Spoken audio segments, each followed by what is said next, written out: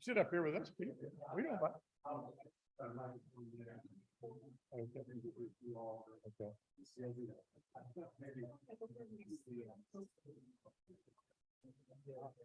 I'll say a couple words about get here. Introduce people the presentation. Then maybe after that, questions. Yeah. From the audience. We have a microphone thing there. If you're not able to walk, I'll take it to them. So, you're I'm the chairman of the broadband authority. And then she runs our business development and on their way, they're stuck. But on their way is the main name is Brandon Searcy. I'll introduce you.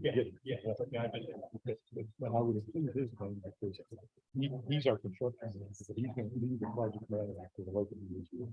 So he's going to be. And then maybe I'll do that.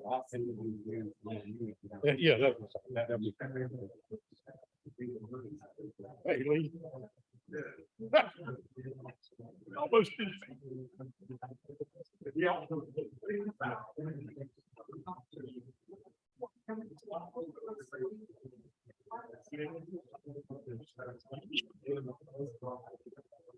Folks, just to let you know, there's an accident on Route 20 between Orange and here. We're still waiting on just a few more of our people from Fiberlync, and they should be here soon, but they can fight there.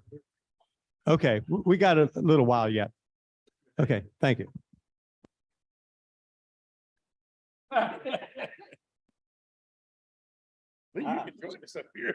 Jenny Cord, Business Development Manager, has some brochures if anybody would like one. While we're waiting, just start passing. I'll take some. Give me some. I'll pass some out. Hand me a half of them. Okay. Like dealing cards. It is. Yeah. We drove up. Well, then I moved it. So it's a bit of a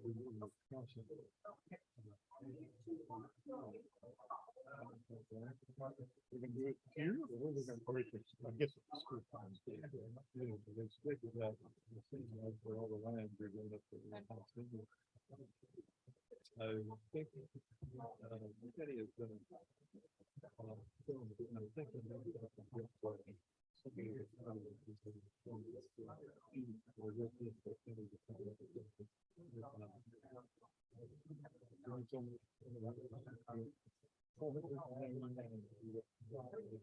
and that's all. Yes, I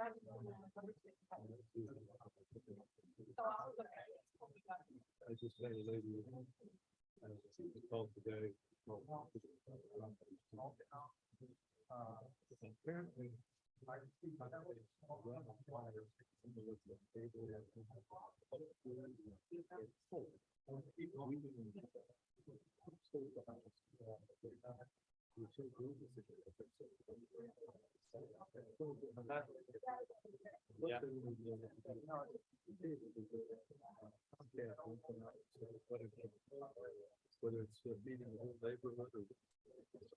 We saved all the good seats up front here. Come on down.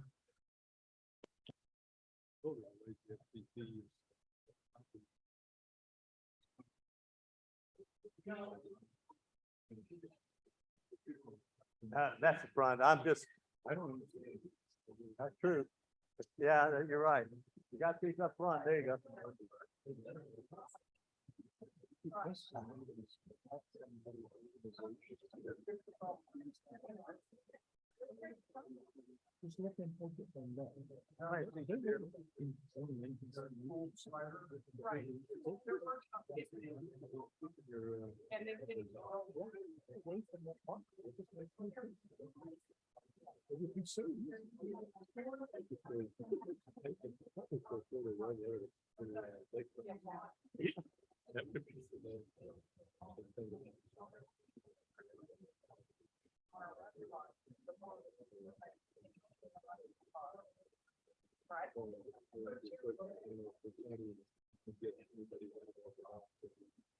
Kenny's gonna probably do it. Do that, but I think we have to educate people here about it.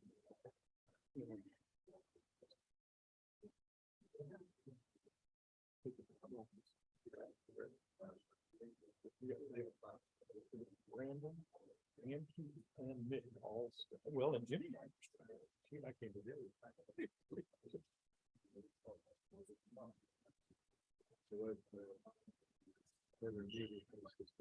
Oh, how did it go? No, they said it goes.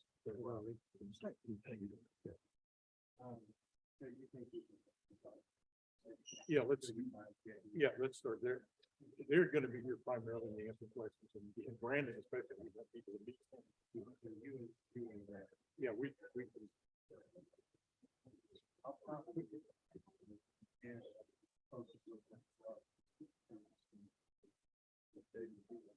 Yeah, anyway.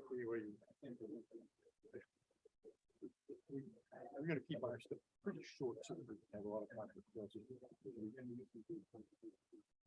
Right.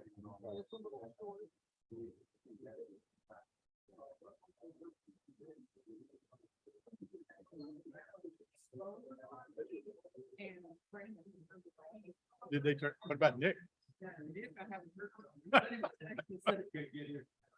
Oh, you could, we would have still been sitting at, we did a U-turn on one.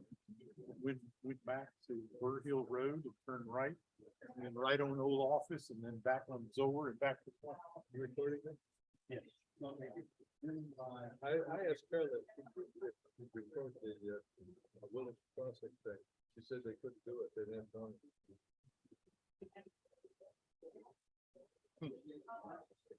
The reason it needs to get recorded is that they're gonna be there.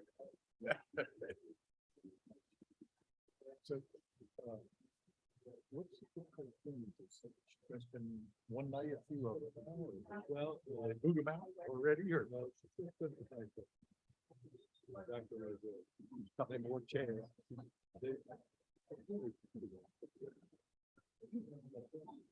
I don't have a room for it, probably, but that was good. You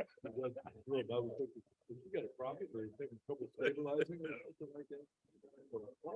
The only reason I had a number is because the fingers fall came after some of the stuff. So I had some, said, no, they were kind of walking. So, we could spend the night this morning, they were looking, I do like to go to dogs. Makes it a better care of the dog. This is me. She probably has to. Yeah. We've got the deal. Yeah. So, if they make it.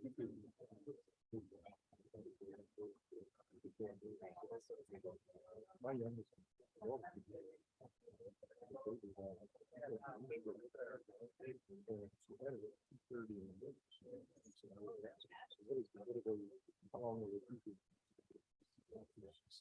Oh, sure, we'll make room. We've got the chair. Thank you, sir. That started the clock. Hey, Bob. Can we sit next to each other there? Sure, that'll work. We just had to keep an eye out for your fire. It didn't start. Well, it started. So the next morning, Maybe you can. consider it. I mean, she's fine.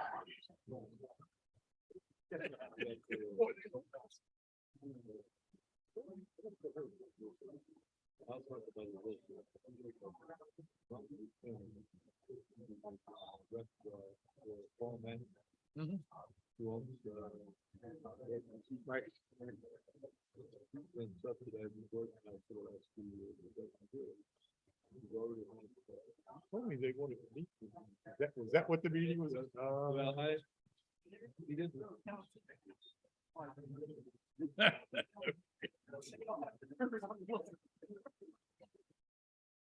Anyway, he didn't really ask us if we wanted to buy it. He just talked about stuff and think about it.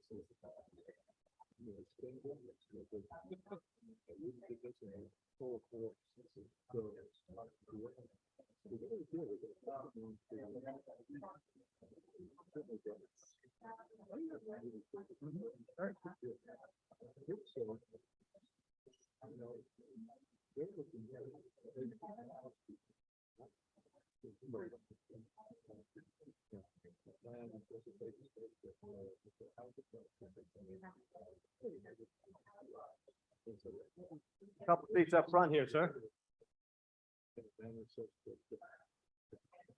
Just like for preaching, you don't want to sit in the front row, but come on in.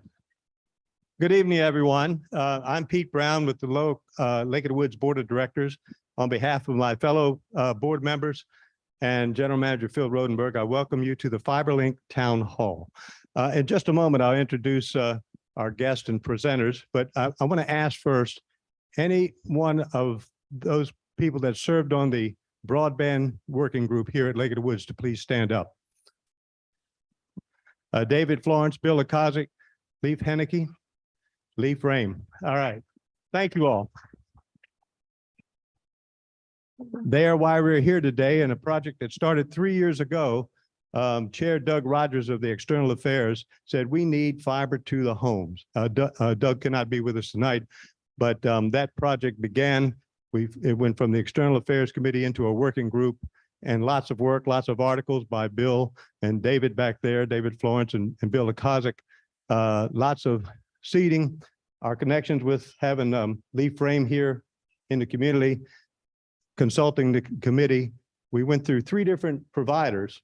The incumbent here said, we're never going to put fiber in here. Our cable is good enough. Rule them out. We need fiber. We need something that doesn't go down in storms. And we also interviewed Verizon. They said, sure, we'll love to build it for you. All we need you to do is bill everyone for the service, just add it to their assessment, and those that want it, we'll hook them up. That didn't work for us. The third company, Hotwire, basically said the same thing. The tune of doing that is about $9 to $10 million. Fiberlync saw the opportunity here and said, you know what, this is worth our effort. So I'm going to shut up because I know some of you want to hear them. You don't want to hear me. Let me introduce the chair of the Orange County Broadband Authority, Jim White, and he'll introduce the other members here, some of whom are still stuck on Route 20 or trying to find their way around. But Jim, please take it away. And after they do their presentation, we'll have plenty of time for questions. So when it gets to that time, there's a microphone over there at the podium if you can make your way there. If not, we'll bring a microphone to you. Jim, take it away, sir. All right, thanks, Pete. And thank you all for being here. Is the mic close enough? Can you hear me? Okay. As Pete said, I wear several hats tonight. I'm here with my Fiberlync hat on. We're excited about this possibility. I want to talk about 3 things tonight. Tell you a little bit about Fiberlync. Some of you may know something about us, but we're not as well known as some of the names that Pete rattled off a few minutes ago. So I'd like to take a couple of minutes and talk about Fiberlync, give you an overview of our plan, our thinking about what we can do here in the lake, and then leave lots of time for questions. We'll also talk a little bit about the details of some of the plans we offer. I think some people have brochures that we passed out earlier. I'll apologize in advance. Some of the people that I wanted to be here are still on their way. They've made it to Locust Grove Town Center, so they're getting close. They're beyond the accident finally after wandering around for a while. But I'll introduce them when they get here. Let me tell you a little bit about Fiberlync. The Orange County Board of Supervisors created the Broadband Authority, which is Fiberlync, in 2016. And we were challenged with trying to develop ways to address the lack of high-speed broadband, primarily in the rural parts of the county, but also in many other places. So we basically started from that need and an idea. And today we're a real company. We've got over 300 miles of fiber in the ground, all underground, throughout the entire county. If I had brought a map of our network, I think you'd be impressed to see that we've covered, except for a few pockets here and there, we've covered the county fairly well. I think the most impressive number is we now have 3,000 customers. that we serve every single day, businesses and residences alike. We also have a limited number of customers that we serve in Albemarle, in Greene, and in Spotsylvania. They just happen to be communities right on the borders of the counties, and it was easy to reach them. And so we've been asked to serve them there. So we're no longer just an idea. We're a real company. We have the capability and the experience to take on a project like this. I feel very comfortable with that. The technology that we're offering is all fiber-based all the way to your house. It is the state of the art. We put everything underground. There's a rare exception here and there where we have to do something a little crazy that we don't really like to do, but we have to dodge things once in a while. But overwhelmingly, everything is underground. So you really won't see much once we're finished. That's done for any number of reasons. It's more reliable, of course. It's not impacted by weather and things like that. The maintenance is a lot lower, and frankly, you don't have to look at the stuff. That's all important to us. While the technology is important, the organization that we built, I think the most important characteristic is that we recognize that the customer experience, customer service, whatever you want to call it, is really the metric that's going to determine whether or not we're successful as a company, and frankly, in this project inside Lake of the Woods. I've heard the stories. I also sit on the Board of Supervisors, and a couple of years ago in our meeting down here, Lee and I were chatting about this just the other day. There was a group almost this size that came in and I guess it's fair to say pleaded with the board to recognize the poor customer service that you were experiencing. I believe firmly that you'll be satisfied. Any of you who are Facebook users, I invite you to go onto Facebook sometime and look at the chatter. All of that is unsolicited. It's from our real users, and it's fun to hear what they have to say. As far as the project here in the Lake of the Woods, let me touch on it a little bit, and then we'll give you some more information when we get to questions. We're going to start in section 7. There's a reason for that. Part of our existing fiber is along Flat Run Road, and there just happens to be a convenient access point very close to the back gate entrance. And so we can come, literally, into the community right there from Flat Run and run all of the roads in section 7 as a bit of a test. I hate to call it a test because as we're building, we will be connecting homes that are interested. People have asked us often, do we have to build the whole thing and wait, and then all of a sudden you start connecting? No, the designs we use, the technology we use allows us to connect homes as we build. So what we're going to do is we're going to build section 7, connect as many of those residences that are interested. This is obviously a voluntary thing. There's nothing like, as Pete described, some of the other offers that you've had, because what we're trying to determine, what is the level of interest? How much interest is there in the internet business? The measure is called take rate. How many people want to take the service? Take rate. This project is very dependent on take rate and the level of interest. I will tell you that Jenny was telling me driving over here today that we've had 500 of your neighbors already pre-register with Fiberlync for service, and we haven't put the first shovel in the ground yet. So that gives me some hope that there is genuine interest and that this is a project that can be successful. What we're probably going to do from section 7, again, assuming that the interest is there, is we'll probably move in both directions from there along, not necessarily on Lakeview Parkway, but to give you some visualization of what that's going to look like. We'll move probably in both directions on both sides of the lake around Lakeview Parkway. Part of that is because we will have another connection point near Route 3. In fiber, the secret is build rings.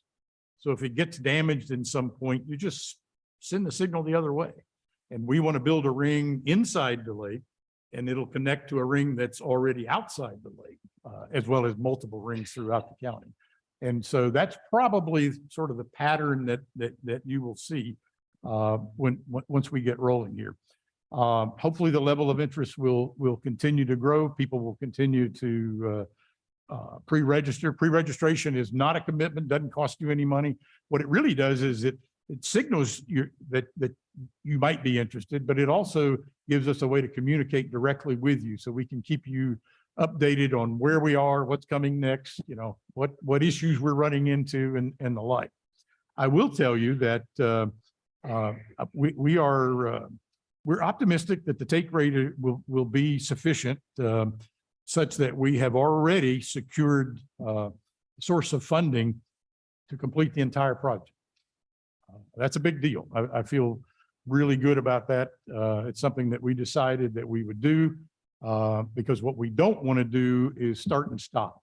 If the interest is there and we're moving along the way we think we can, the way we've already done for 300 miles worth of fiber, we think we should keep rolling. It's less disruptive if we do it that way. And so that would be the plan. Let me stop there. Jenny, you want to, am I going to talk to, we're missing some help here, but they'll be here shortly. Let me see if I can work with, let me introduce Jenny Cord.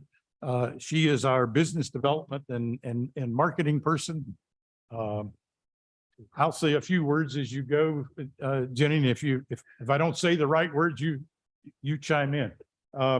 If you've never seen a piece of fiber, there's sort of it's almost a cartoon version of fiber there. The actual fiber itself is much thinner. If any of those of you who still have hair, it's thinner than your hair.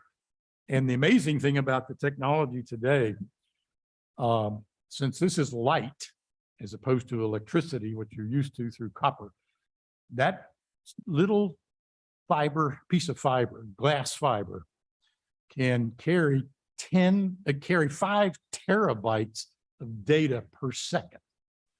And that's partly because you can take that light wave, anybody who remembers their high school physics, and you can split it into colors. Each color of light, blues and greens and so forth, has a different frequency. And it's that frequency difference that allows us to treat a single fiber of light as if it were 4, 5, 8, 10 fibers because of the different colors of light, therefore the different frequencies. One of the designs of our network is there are 9 different nodes, which is where all the fiber collects before it goes out to the world. We have 288 strands of fiber connecting those 9 nodes. So think of that. 288 strands, with lots of color frequencies in there, times 5 terabytes per second.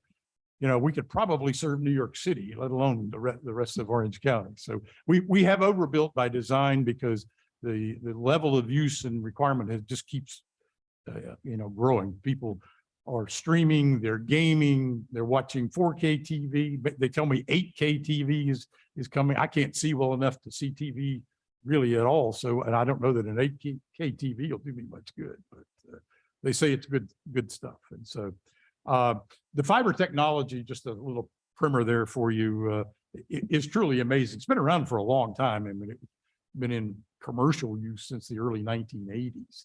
So it's not that new. It's new in the applications we're talking, relatively new in the applications that we're talking about. There are lots of advantages for fiber. We talk about on the slide there, you can see the reliability.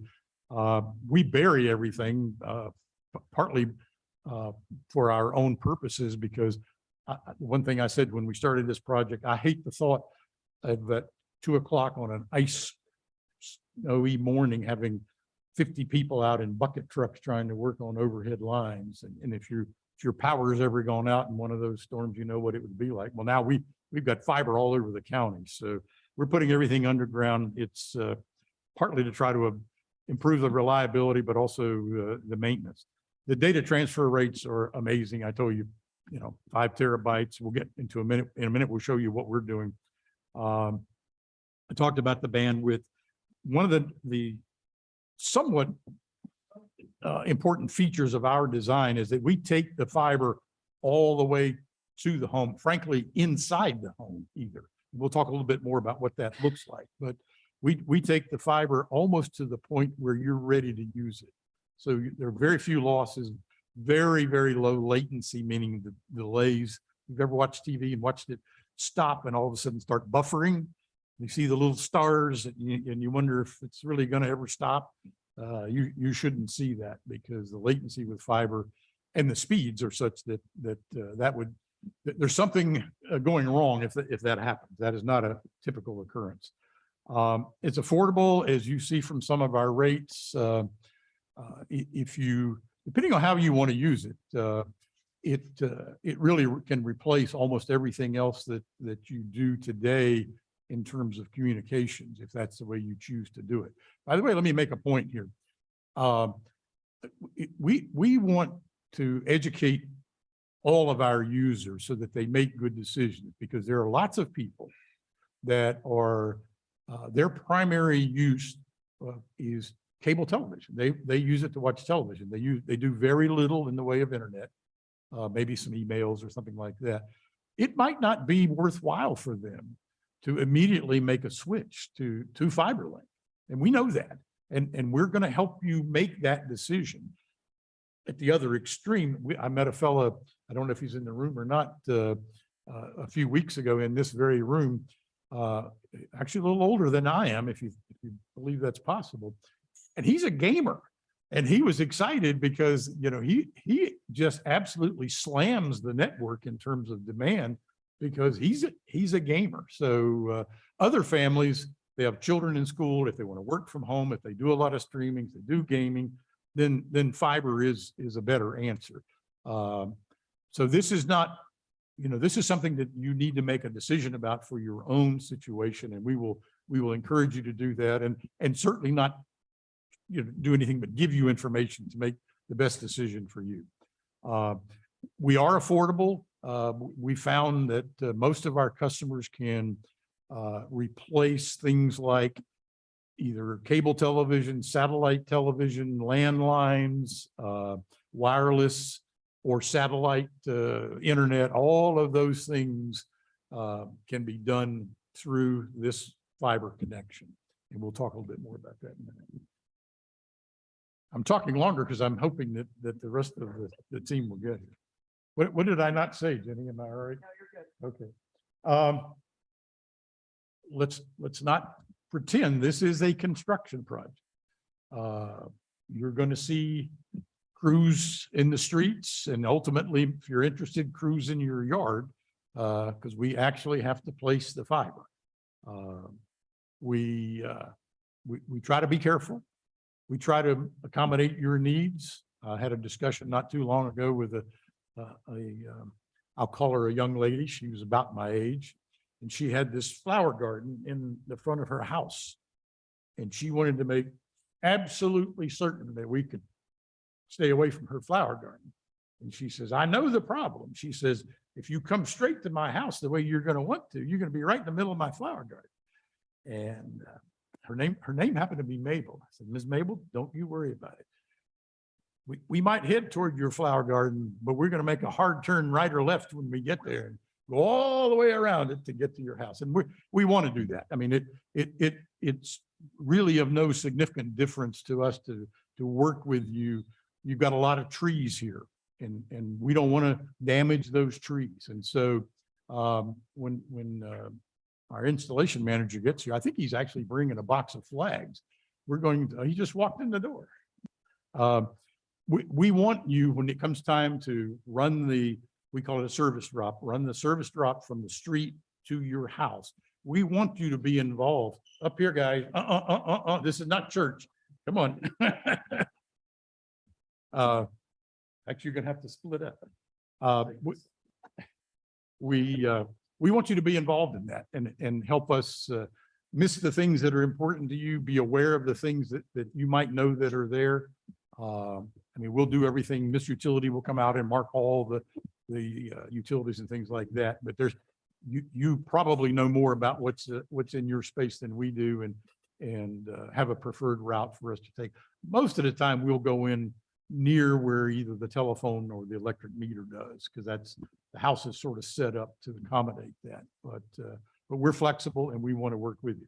let me stop right there and start over with these late arrivals through no fault of their own. I'm aware of that. The young man to my far left is Brandon Searcy. He is our construction manager, and he's going to be the face that you see a lot. He is going to be the designated project manager for the project here in the lake. He has run our crews for many years. He's responsible for most of the 300 miles of fiber that we have in the ground. He's been doing this for at least 15 years. He's not as young as he looks. He's a really good guy. His job on site here will be several things.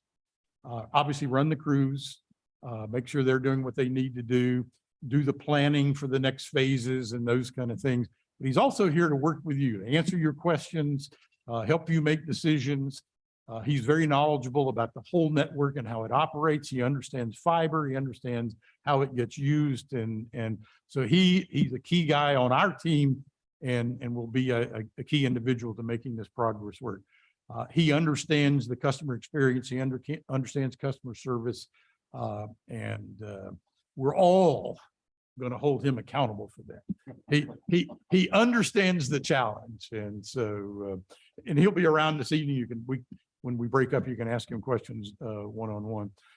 Another important piece of what we do is the work inside your home.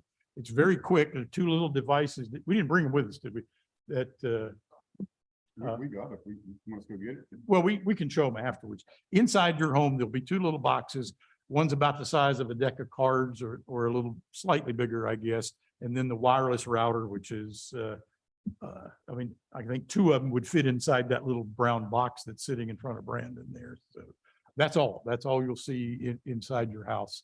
You'll have a wireless service throughout the house, both 2.4 as well as 5.8 gig speeds.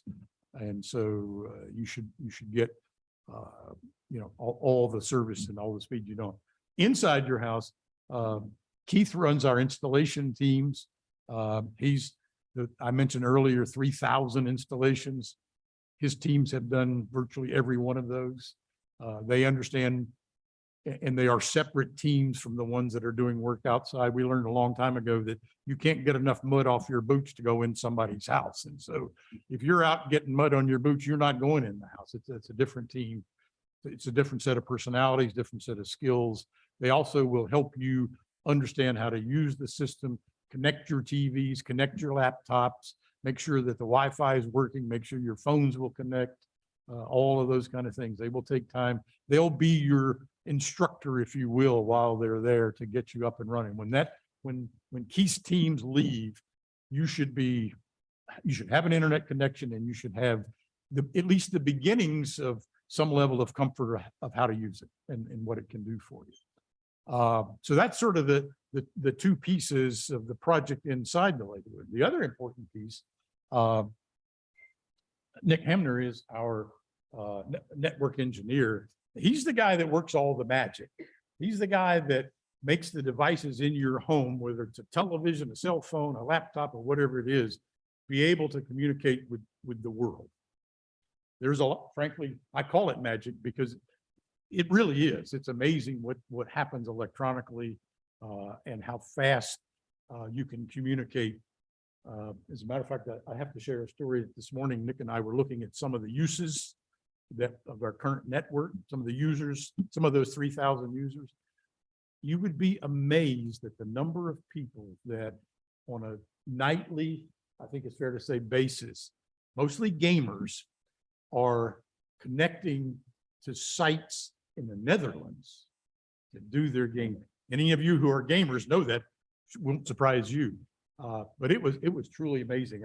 At about 9 o'clock at night, that usage curve to the Netherlands goes through the roof as the gamers start slamming the system. It was sort of incredible to see. So there's a lot that goes on inside our network, as well as making our network able to reach the internet and therefore the world. And that's the magic that Nick works. All right, you saw a picture of mainline construction. Let me move this along so we can get to the question. The drop that goes from the street to your house, as I said, we call it a fiber drop. There are multiple steps there. When we get the line ready, we will announce to you, if you pre-register, we'll know who you are. We'll announce to you, your street is ready to go. It's time to call up and register. Once we have your registration, your sign up, we'll schedule the drop. In all cases, we call Miss Utility 811. That's a state law. We have to do that. We have to wait for them to come and locate phone lines and any other lines that are public utilities. Once that's done, we say you don't have to be home for the drop, but we really prefer you be there. We try to schedule it when you can be there. It's to our advantage for you to be there if you possibly can. It's to your advantage so you can direct what's going on. Once the drop is in place, you'll get another scheduling call to schedule a time for us to come inside your home to place those two devices that I described. We insist that some adult, in quotes, be in your home because we don't want to. We want your guidance. We want to do it. We want to place it where you want it. And most importantly, we want to give you that instruction that I talked about to get your devices hooked up and to get you comfortable with how to use them. There on the other side, you see that described better than I just did in terms of the home installation itself. And we could talk more about that and answer your questions when we get to it. Let me roll along here a little bit quicker.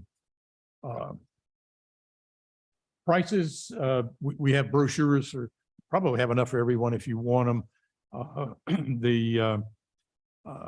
Depending on how you're going to use it, at the extreme end where you have either lots of devices in the house or your gamers or streamers, you probably need to be thinking about having a gig service.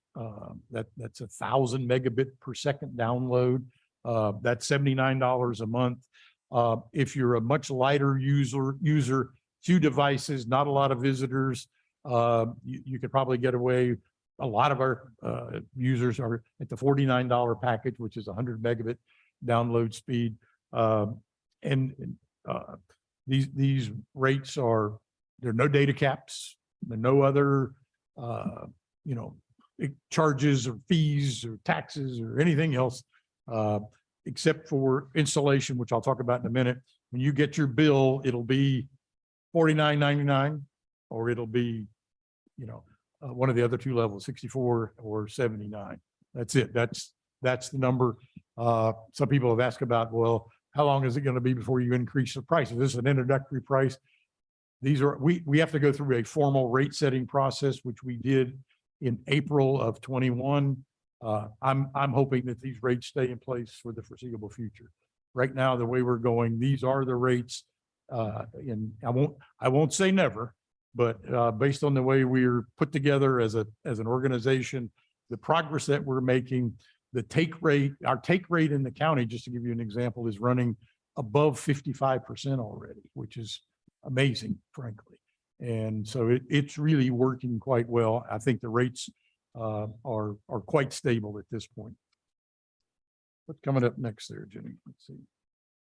Installation fee. We do charge an installation fee that basically pays for that line from the street to your house. It also includes everything else. You get a router, you get the little device that changes from the light signal to an electrical Ethernet kind of signal. That's all included in this. You really have a choice. Some people want to pay it up front. It's $480. Some people want to pay it up front so that their bill is only the 49 or 64 or 79. Most people, however, just tell us to add $20 a month onto the bill for the first 24 months. There's no contract at all with this. We do expect you to settle that if you happen to sell the house, which is the only way we've ever lost customers so far. We want to settle up that $480 before you leave, but that's the only thing we ask for. There's no contract, no obligation whatsoever. You can go month to month. It is month to month, frankly. Once that the $20 a month thing is settled. There's no interest on that, no penalties, no nothing. It's just to help us offset some of the cost of getting inside the individual homes. And we can talk more about that. You want to take over there and introduce the streaming piece? Streaming. One of the questions that people do have, you can help her out, Nick, is she flying solo here? May need assistance. They want to see some examples of what can happen there. How many people are familiar with streaming or do streaming now? Is there anybody that, oh, okay, well, a lot of you. Quickly. Then you're going to be amazed, is all I can tell you. It is, we're seeing from our customers, it's the only way people are watching television anymore. They're tired of being forced to watch something on somebody else's schedule. I rarely watch television, but when I do, I want to be able to at 10:30 at night, call up whatever it is I want to watch and watch it and be done with it. And that's what you're going to be able to do. So one thing I wanted to show is I have Hulu Live at my house. So this is my Hulu Live account. So if you stream TV, you can take it anywhere with you. You're watching live TV, just like if you're watching cable at your house, but I can put it on this machine and take it anywhere. I can take it to a hotel that I'm staying at and keep watching it, keep watching your shows. So streaming TV is becoming the same as cable TV. You just don't have to have the lines. All you have to have is an internet connection. And this Hulu account is $60 a month for more channels than what we paid for with cable. So we just wanted to show you how you could stream TV and that you do have alternatives to watch TV. YouTube Live, they have one. YouTube, you can watch TV for free because they have many channels and news channels on there. And then there's all kinds of other offerings. I know most of you have probably heard of Netflix. That's one of the biggest ones. How many of you have smart TVs already? I mean, almost everybody's, if you're buying a new TV, it's a smart TV. Yeah, that's right.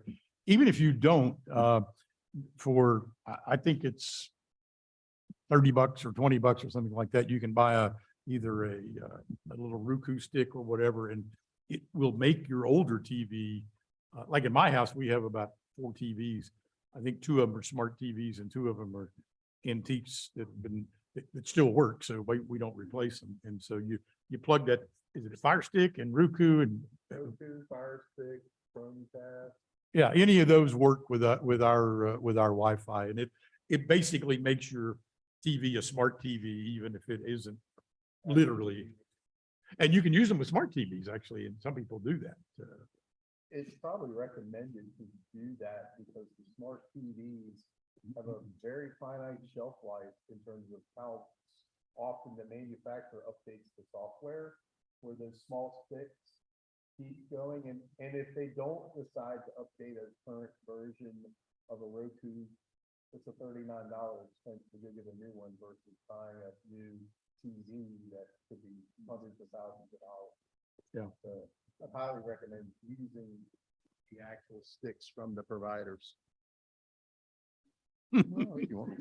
Too late. But these are things we can help you with, and the installer will help you make those decisions. We can look at your TVs and I mean, I have one, I won't mention the brand, but as Nick said, I was trying to use it. It was a couple months ago, and all of a sudden nothing was working. Well, I found out what happened is there needed to be an update to the software inside the smart TV, but I didn't turn it on enough to know that. And so I hadn't done it. And so it finally worked out, but you're a little bit at the mercy of your TV manufacturer, which is sort of a new phenomenon, but that comes with smart, I guess, is the way. I guess we'll answer one question, at least a little bit before we begin. As I said before, we're going to start in section 7, Green Springs. That was chosen largely because you can almost stand in section 7 and see one of our access points from where it is. And that just made it better for everybody. So one of the things that we do, we ask you, particularly if you live in section 7, that you either call the office or go online. We'll give you some phone numbers and websites. It's actually fiberlync.net, so it's pretty easy to find us. And let us know who you are, pre-register, and give us an email or a way to text you, or we can do whatever. We typically like to do email because we can do a blast out to hundreds of people quite easily. So please, if you live in Section 7 and are interested at all, let us know who you are, communicate with us. But we also want anybody else to do that, because remember, what we really want to do is do Section 7, get all of you to be able to talk to each other about how we're doing, how it's going, and then, but basically keep going, keep rolling. That's our overall plan. I asked Brandon this morning, I said, how many days do you want to do this project? Well, he wouldn't let me talk in terms of days because it is a construction project, but we really hope to do this fairly rapidly. We want to manage it though. We don't want to go in and tear up every street in your neighborhood at the same time. That's not good for any of us. So we will do this in some sequence that makes sense. We'll try to give you as much notification as we can. Brandon will be around so you can, voice your thoughts about that to him. He'd be happy to hear from you, I'm sure. So anyway, why don't we stop there and let you guys take over and ask any questions that you might have. Yes, Lee. I Yeah. have one comment. I had a call from a lady today who had a cable going through the culvert, actually gone through the pipe. And they're trying to sell the house. And the guy who's going to replace the culvert doesn't want to just cut this cable because he doesn't know what it is. And they've called the Comcast several times to get somebody to come out and tell them what that is so they can take care of this. Now, my recommendation to her was to try to go to the State Corporation Commission, which in the past we have not had much luck in trying to do that. But if you have a problem with Fiberlync, guess who you go to?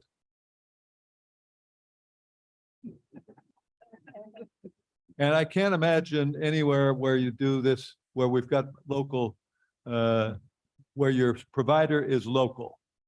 And since the provider is local, it's much closer connected to you, to the citizens of the county, to the citizens Lake of the Woods. So just recognize that alone is going to change your level of service, because you always can vote the supervisor out. Thank you, Lee. So at this time, as Jim has said, we can take some questions. Thank you all, very informative. But anyone who'd like to ask a question, there is a podium over there with a microphone. If you're able, just walk over there and get in line. We'll take the questions one at a time. If you're unable to walk over there, I'll bring this one to you. So anyone wants to start? Go. Yeah. With the modems and routers, can we supply our own equipment? I prefer my own. And we have some people that do that. We provide them, but Microphone.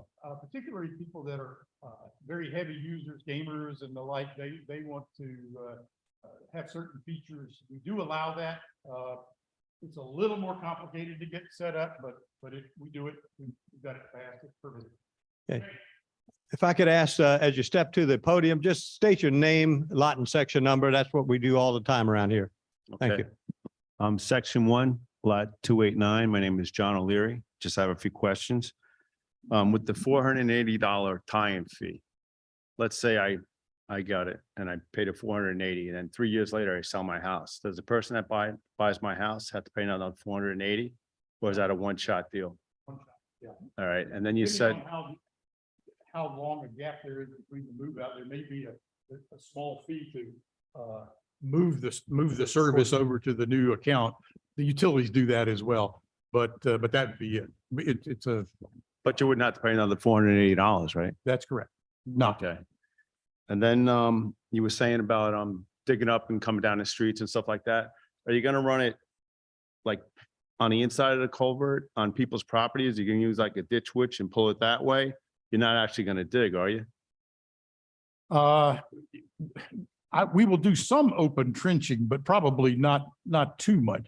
Part of what we have to do is be close to, but not too close to the RSA system. Okay, We're going to be working around that system by and large, because I think most of the power lines are overhead, aren't they? Yes, Is it- are they? but they go on the ground. They're overhead, they're tied up Yeah. on top. and they go on the So ground. so in the ground, the biggest issue that's going to drive what we do are those RSA lines. You've got phone lines as well as the Comcast lines too to work around. All right, and And then, it's gonna be a little bit of a intricate process of determining where all those things are and trying to miss them.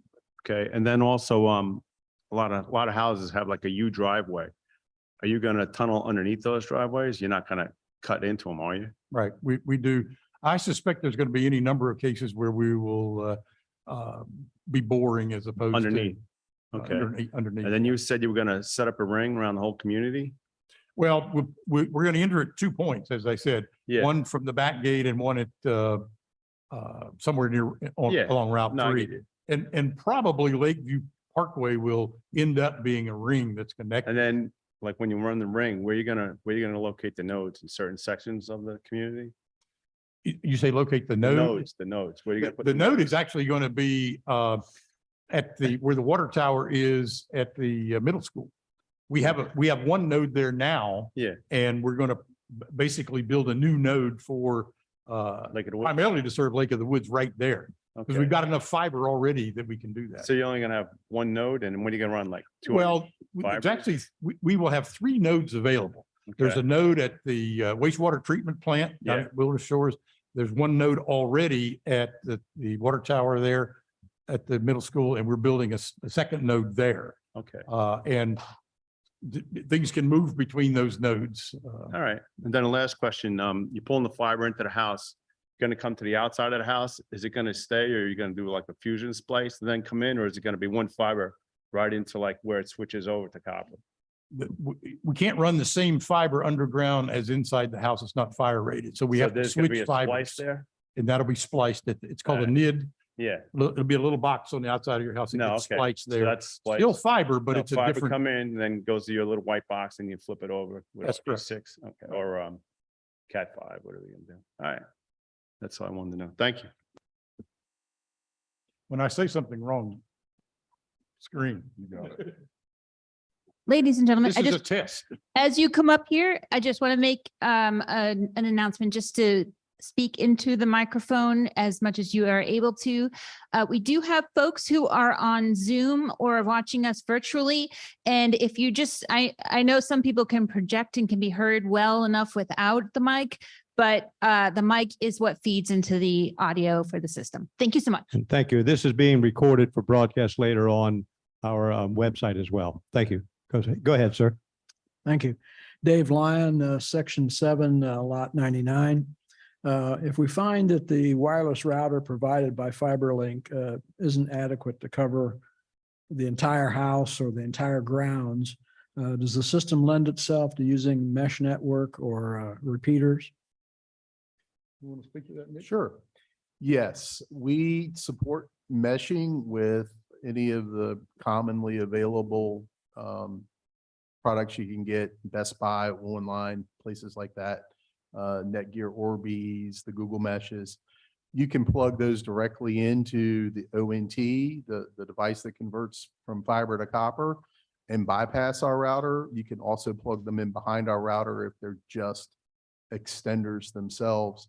And we are looking at buying solutions from our provider, which is Adtran, to do mesh offerings ourselves. We're also in the process of looking to move from Wi-Fi 5 routers to Wi-Fi 6 routers, which will give a lot of capabilities and compete with a lot of the commercially available routers that are out there. Thank you. Hello, my name is James Smith, Section 2, Lot 245.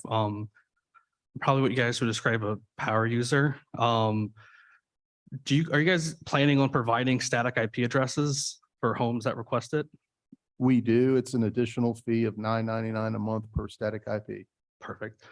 And I know somebody, I guess this is probably a niche case and more business-like, but I basically have a fiber network inside my house. Do you guys offer fiber termination where I just run, I can hook up my internal fiber cables to your splice or whatever without having to go from, like I am now, fiber or cable now to Ethernet? Not presently. It is currently an ONT device that translates from fiber to copper. I don't know if we have a device that we can procure that would do that to allow you to run direct fiber. It could possibly plug the fiber cable coming in directly into an SFP. We could look at that if you wanted to investigate that and bypass the ONT. But I think that is really necessary for the provisioning process as it stands today. But if you want to investigate that when you get service, let us know and we'll investigate it and let you know what we can do. Awesome. I appreciate it. Okay.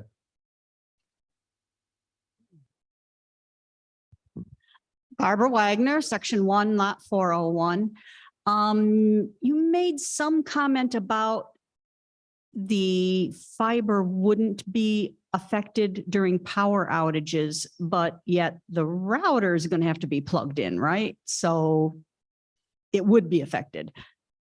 Yeah, the connection from your house to the world should rarely, if ever, be interrupted, because those nodes that somebody mentioned have triple backup power or triple power. They're connected not only to the utility, but then there's a battery backup plus a generator beyond that. And so that's part of the system should always work.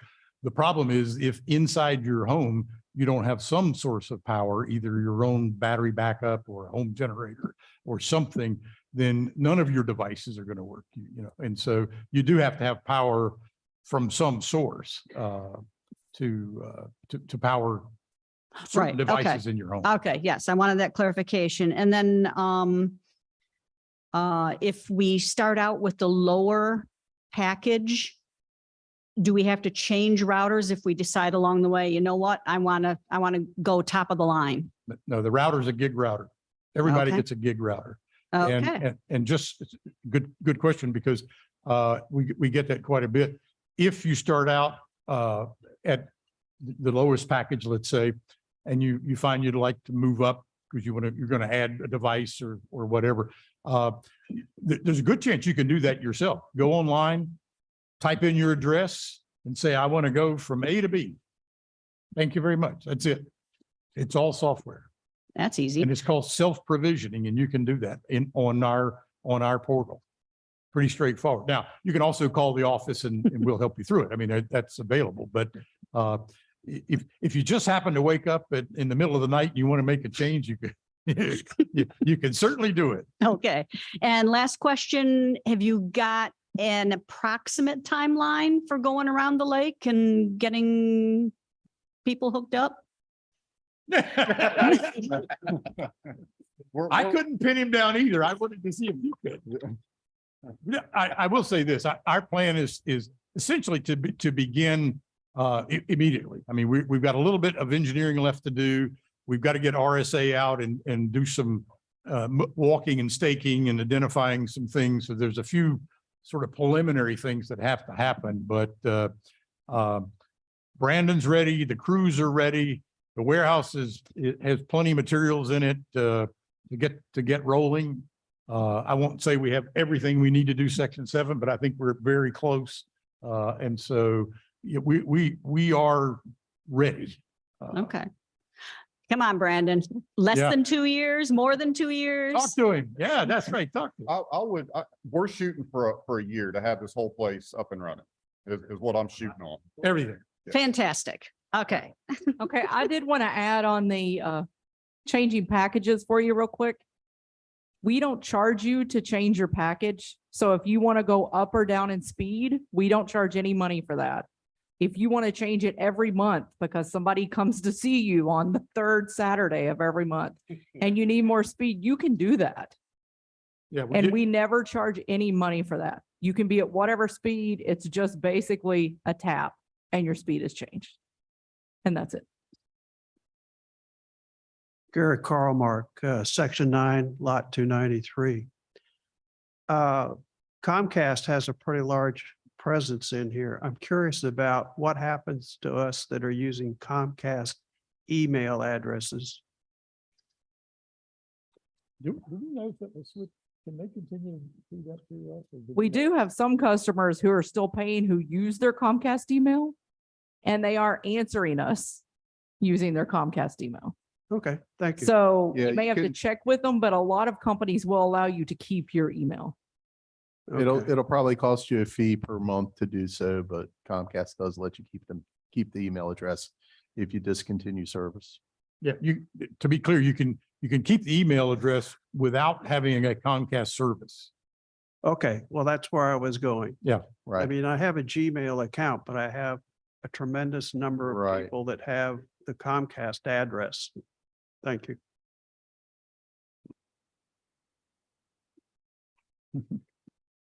Hello, I'm Bill Lukaczyk. I'm the author of all those crazy articles you've been seeing in Lake Currents. I think we wrote 15 of them so far. So Bill Lukaczyk, Section 1187.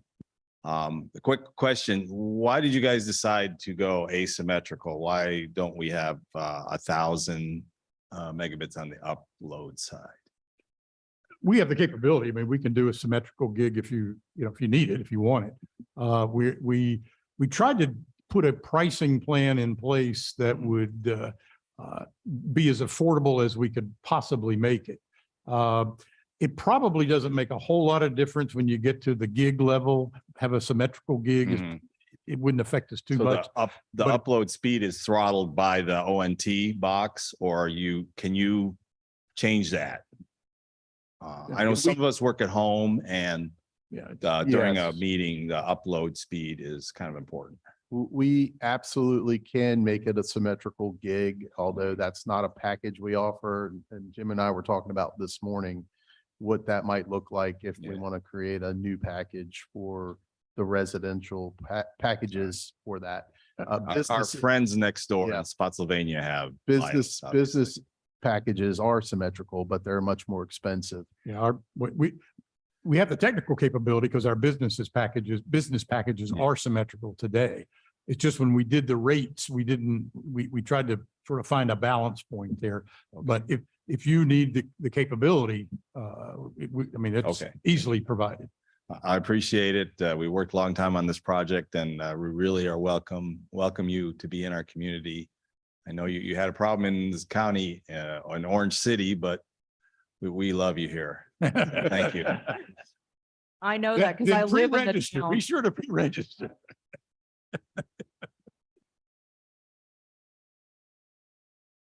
Hi, my name's Scott, Section 11, Lot 13, I think, but don't take that to the bank. Can you hear me now? Yes, sir. How's that? Okay. So I live here part of the year. Summer months, 3 or 4 months out of the year. And my current provider, I don't have a contract. I can start and stop service at will. I need the internet to be able to do work because I work remotely.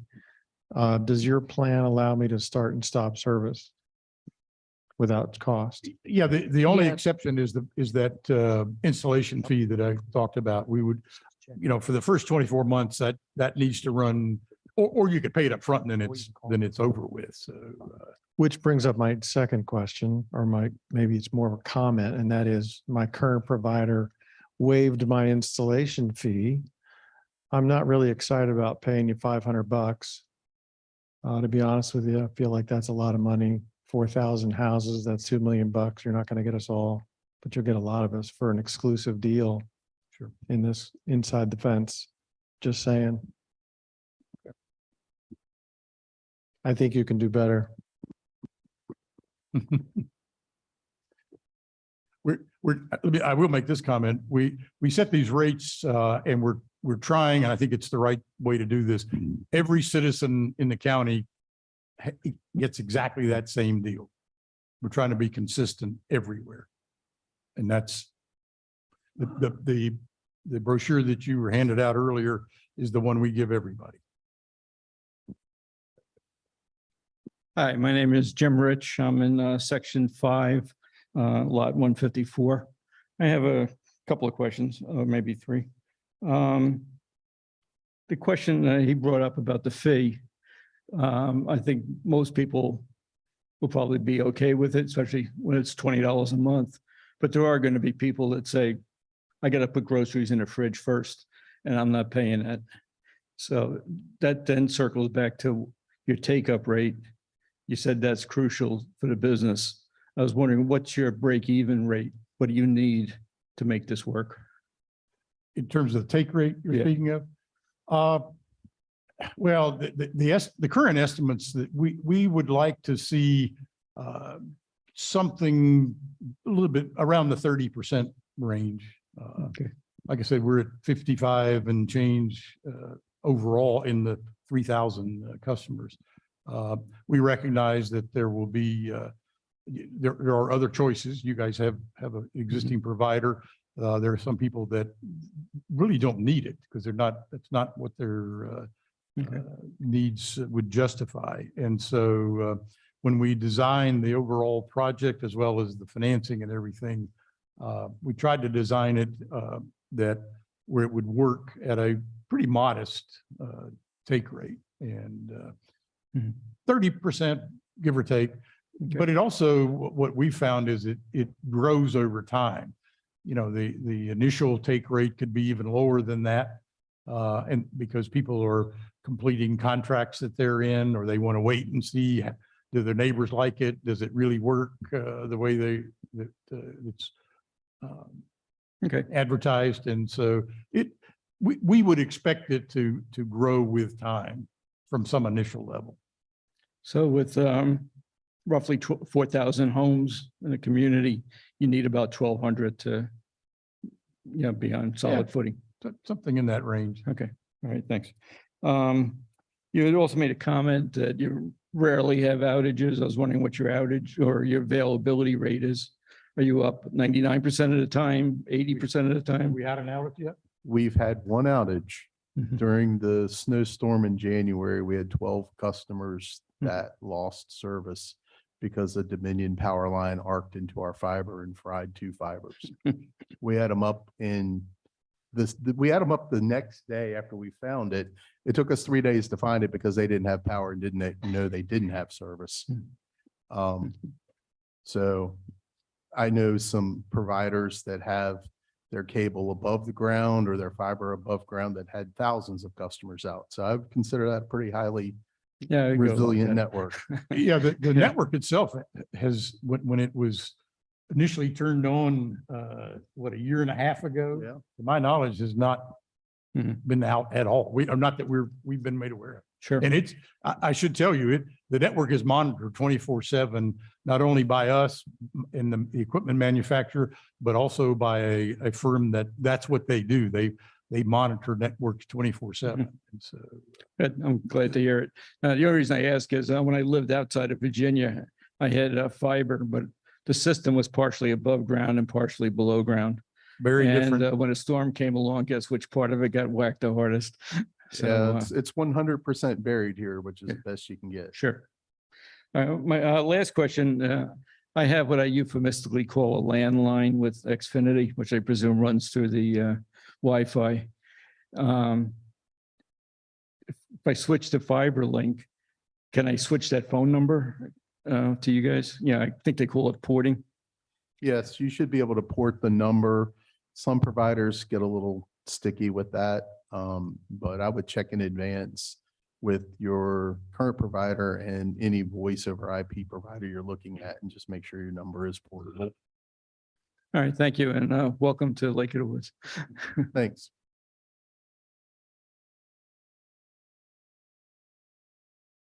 Hi, my name is Wally Shaw, section 11, 364.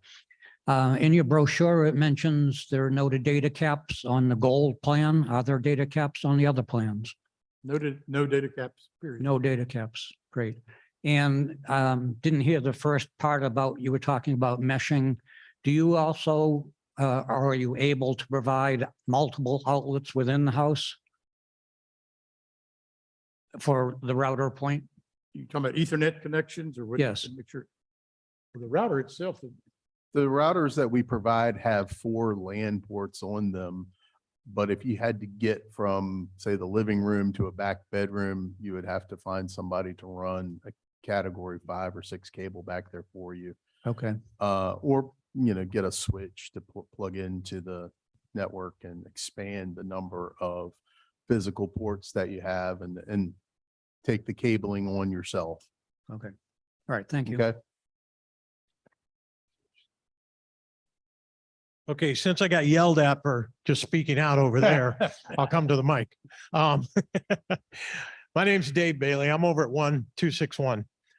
I just wanted to point out, I have had, and many of you have probably also, I've had fiber before and it was totally buried. And so I didn't have any of the problems that were brought up earlier about some that was not buried.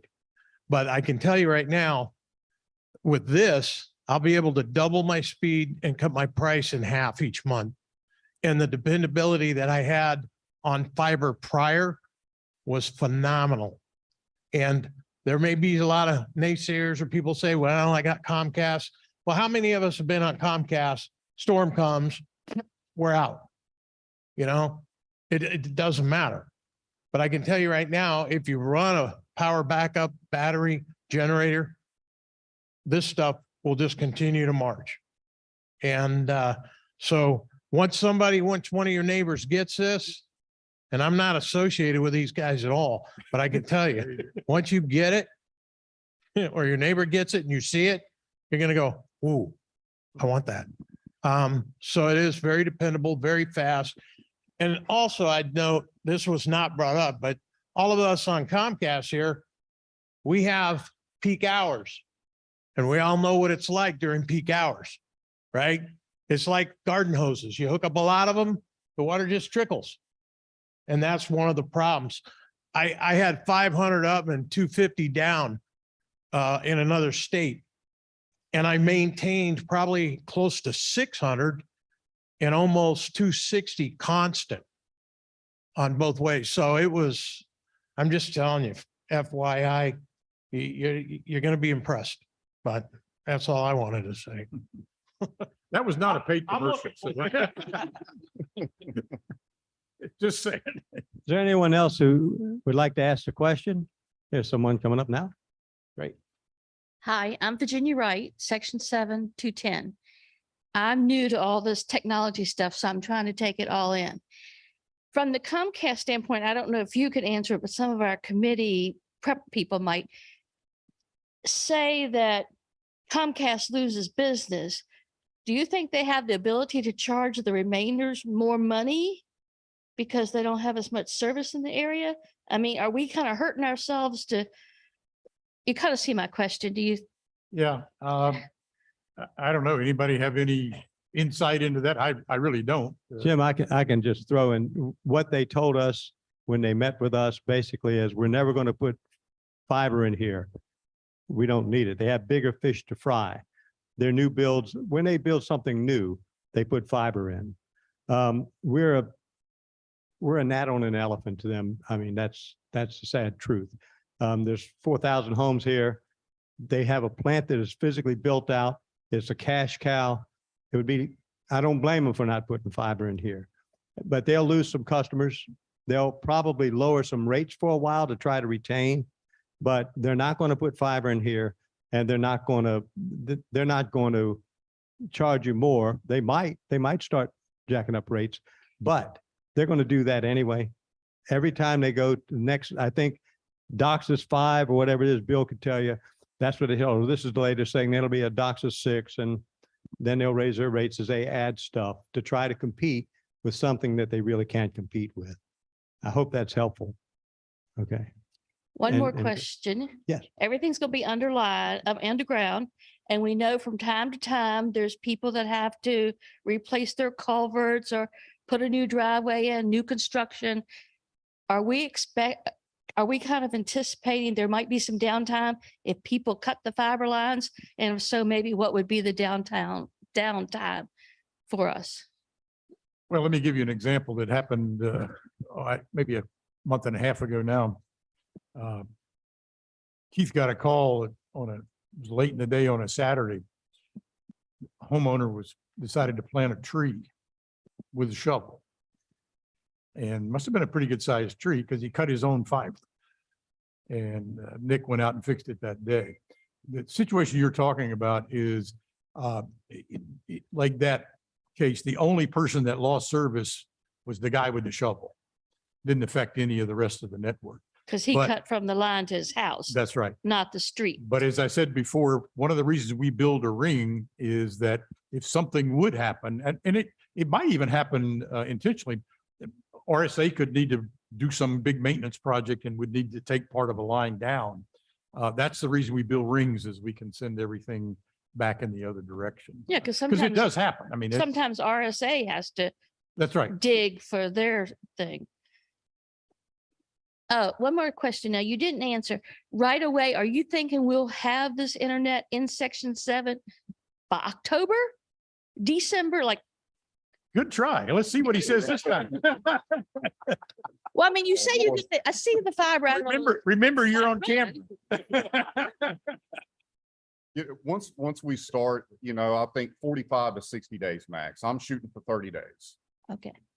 Yeah, once we get rolling, I think you'll be a little bit surprised that, I mean, these crews have built hundreds and hundreds of miles. And so, they've also built them in the more rural. Right, that's right. And this will not be as fast. I mean, there's a lot more stuff in the ground that we've got to work around, and those kind of things. But, and another reason for picking a section like 7, the crews will get familiar of, when they see something, they'll begin to know what that means, especially when it comes to the RSA system and these kind of things.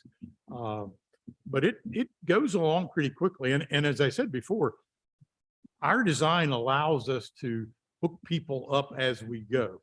Typically, when we finish a segment of a road, and we do it by road or street, we release that street for service, and anybody that's on that street, even if the neighbor, just 2 blocks away isn't ready, they can sign up for service and be connected. And the same thing is, and so we basically will do it. I guess we'll do it street by street here as well. I mean, we haven't really talked about that, but I'm assuming that's what we'll do here. It'll be street by street. Okay. Thank you.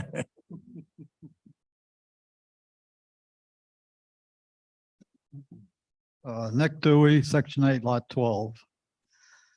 I have some stupid questions because I'm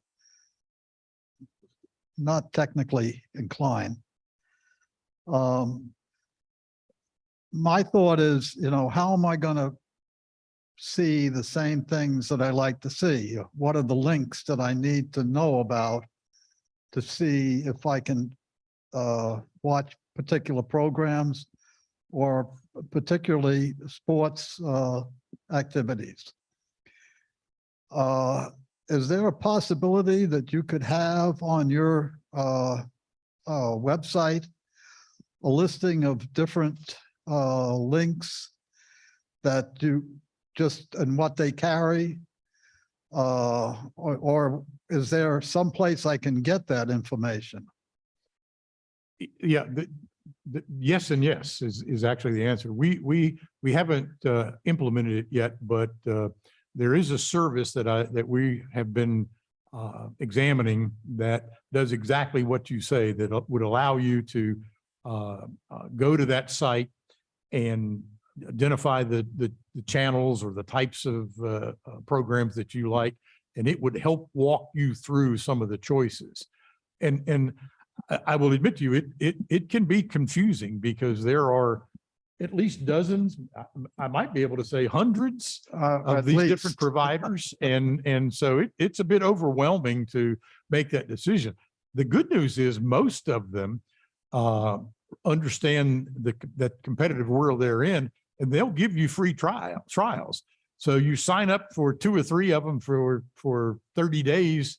And if one of them happens to work, you stay with it. If none of them work, you grab off another lot. I mean, that's a cumbersome way of doing it, but the good news is you have the flexibility to do that. But we can help you with that if to figure out, once we know the kinds of things that you like to watch. Some people only watch live TV.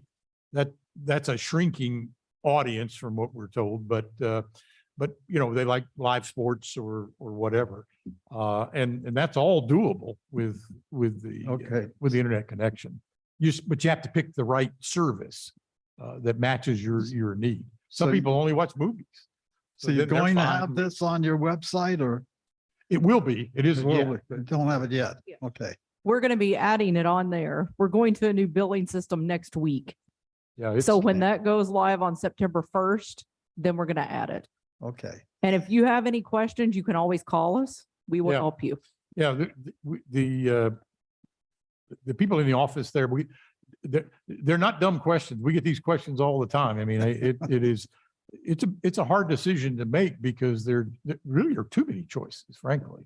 I'm with Comcast and I have 3 or 4 TVs in the house. Each of them has a cable box. You didn't mention anything about cable boxes. Nope, 2 boxes. The ONT. So how and is the the router. TV? Well, it's wireless. Excuse me? It's a wireless signal inside your home. And if it's a smart TV, it'll automatically find it and connect. But as Nick said earlier, you can also, if it's not a smart TV, get a Fire Stick or something, and then it's wireless. Okay. Yeah. And you can do away with all of that other paraphernalia. then how do you record different programs? I typically record any program that I want to watch so I can watch it whenever I want to do it. Most of these services have a record function, and you can pick, I don't know, what, 900 hours worth of recording. Well, there's 2 things there. One, you can record on services like Hulu or Sling that do live TV. The other is so much of your TV is now on demand that you just go find the program even after it's been broadcast and watch it that way. You don't have to record You it. don't have to. Somebody else has stored it somewhere, and you can reach. Being a former Comcast customer that left them and does nothing but streaming today, you're going to be able to reduce your bill and go buy more premium services. Like you could buy the entire Major League Baseball package if you watch a lot of baseball and still be saving money. So, Thank you. yes.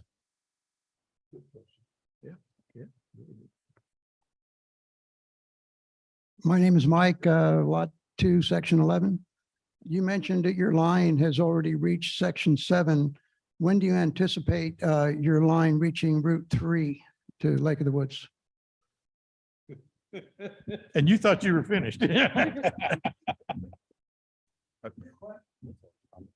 It is. We've already got a fiber run down Germanna Highway, and we stopped at Twin Lakes. We're actually in Twin Lakes. So we have to do what we call an overbuild, and we'll go back to the intersection of Flat Run and Germanna, and we'll run a new fiber, a bigger fiber, down to Twin Lakes and then down to Lake of the Woods through the entrance to build the ring.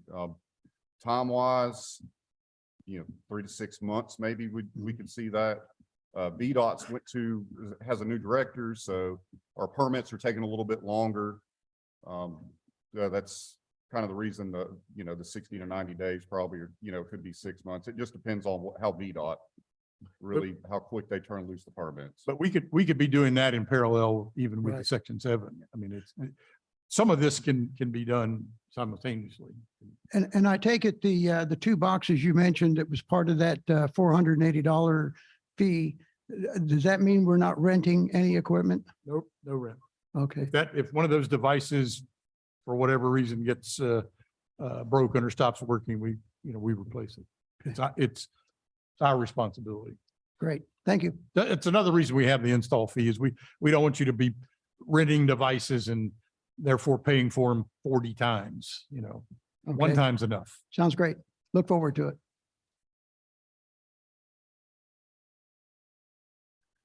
Evening, Dave Davies, Section 13, Lot 77. This is more of a commercial than a question, but to the gentleman's question earlier, I'm on the board of Lowlink, which is an organization here in the lake. I'm also the chair of the Technology Committee. And if you are Lowlink members, all you need to do is get in touch with us. If you have questions about streaming TV, we do things like installing cameras inside of houses for members. And so if you don't know about Lowlink, please look us up. But we do have tech people who will come out and work with you and do this stuff right in your home. Yeah. There you go. Thank you, sir. Got a resource right here. Hi, I'm Diane Sellers, Section 2, 362. And my question may seem a little silly, but you gave us 3 different groups of price ranges of what we can decide that we want to do. My question is, I can't imagine those prices are set in stone, and how often do they go up? Like every 2 years, 3 years, or what's the deal on that? Like I said before, I can't tell you they will never go up. I can tell you they never have gone up. Those prices are the ones that we set originally a year and a half or a little more maybe ago. And one of the considerations that we had in the process of setting those is, stability. Can we keep those prices? I don't know about you, but I felt like I'd been taken when somebody gave me an introductory price of $1, and in 3 months it became $11. I just didn't like the feel of that. So we're not doing that. There are no introductory prices and no hidden fees at all, no data caps and those kind of things. I mean, this is the price. Our goal is to keep these prices in place as long as we possibly can. We're impacted by inflation like all businesses are. And recession coming. But we're right now we're far enough along in our project. Our customer base is large enough that I think we're going to be able to ride this out for quite a long time yet. We'll give you, if we ever do have to get to the point where we're having to consider raising rates, because of our affiliation with Orange County, you'll get lots of notice. There'll be a public process. We can't just change our rates. We have to go through a public rate setting process. That's good to know. Just like taxes, exactly the same. And I don't know about assessments, maybe assessments too. But good question. I mean, I worry about that. I feel good about where we are. I feel good about what we've done, and all signs right now are that we can stay with these numbers for a long time. Anyone else that have questions? I've got one that hasn't been asked. Let's say I love my television that I get through Comcast, but I'm paying a pile of money, which I am. This is someone I know. I'm telling you this story about. Yeah. If I were to keep the television portion, they're going to probably charge more. I have a friend here in the lake that has only their internet. It's $112 a month. He streams everything. So if I keep the television on cable, but I get my internet, I can get my internet on fiber, and that I could do all of my internet stuff there and keep the old television. Yeah, sure. Good. I'm not sure you would want to, because I think anything that you're getting from the television, you could find a streaming service or some service that'll get that for you. The same program. Some people will have a difficult time parting with what they're familiar with. That's why I bring the Yes, question up. yeah. My And as wife, I mentioned earlier, I won't mention her. Yeah. I think it's important that people make good choices there. If your internet need is quite small and you're happy with the television, we would not encourage you to switch. We don't need 100% take rate, so we don't need to sell people something they don't really need. Yeah. And we are signed up, we are getting it because I know I will save a ton of money. What you just mentioned about the 100% take rate, a couple of comments about the installation fee. This project is going to still cost them what it would have cost at Verizon or Hotwire. It's going to be a $9 to $10 million project when all is said and done. So the one-time only installation fee, it might add the $2 million, but that will go toward building this thing. So I just wanted to make that point. It's an expensive endeavor you all are doing at only based on customers taking advantage of the product. And we greatly appreciate that. So, Thanks, Pete. any other questions? Well, ladies and gentlemen, thank you so much for being here. We welcome you to Lake of the Woods. Thank you. Now, don't forget, if you got a brochure, go to fiberlync.net. Click on their webpage. On the upper right-hand corner, it says check availability. Click that button, fill in the information. You'll be on the waiting list where it comes to your area. There's no cost or obligation to do that. You can also call that phone number that's on your brochure and do the same thing. So thank you all for coming. This has been a great questions. Obviously, this is something we've all waited for. Thank you so much. Good night.